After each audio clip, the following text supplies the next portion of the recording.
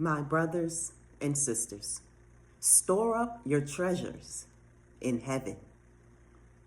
Yahusha told us to store up for ourselves treasures in heaven. He linked this command to the desire of our hearts. Where your treasure is, there your heart will be also. The scripture mentions rewards that await the believer who serves Yahuwah faithfully in this world.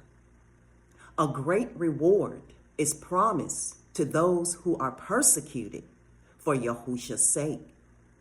Various crowns are mentioned in 2 Timothy 4:8.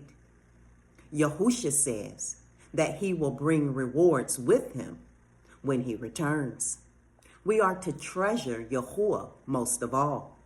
When Yahuwah is our treasure, we will commit our resources, our money, our time, our talents to his work in this world.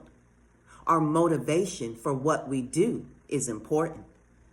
Shaul encourages servants that Yahuwah has an eternal reward for those who are motivated to serve Mashiach.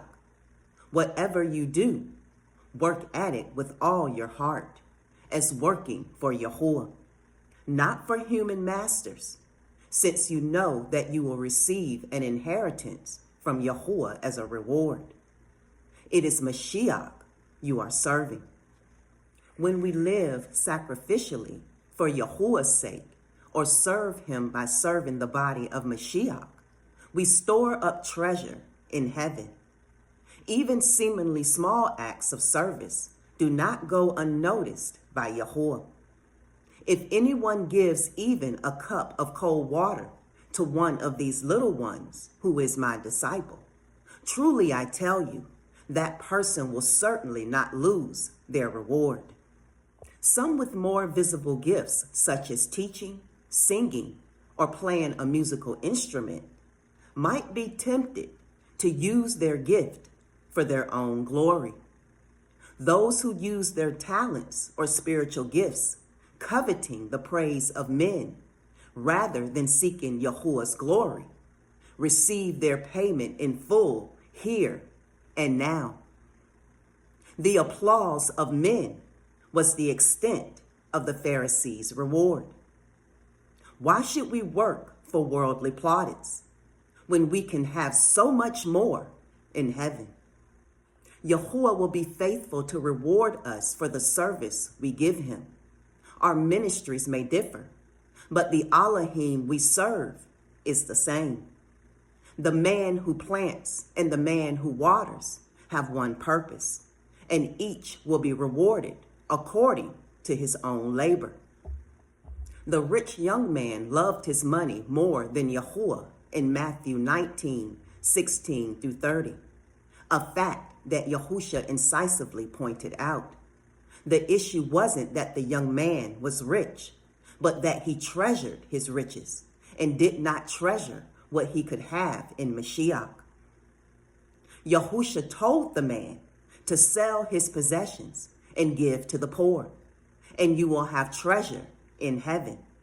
Then come, follow me. The young man left Yahusha sad because he was very rich. He chose this world's treasure and so did not lay up treasure in heaven. He was unwilling to make Yahusha his treasure. The young man was very religious, but Yahusha exposed his heart of greed. We are warned not to lose our full reward by following after false teachers. This is why it is so important to be in Yahuwah's word daily, that we can recognize false teaching when we hear it. The treasures that await the child of Yahuwah will far outweigh any trouble, inconvenience, or persecution we may face. We can serve Yahuwah wholeheartedly, knowing that Yahuwah is the one keeping score, and his reward will be abundantly gracious. Always give yourselves fully to the work of Yahuwah, because you know that your labor in Yahuwah is not in vain. Shalom.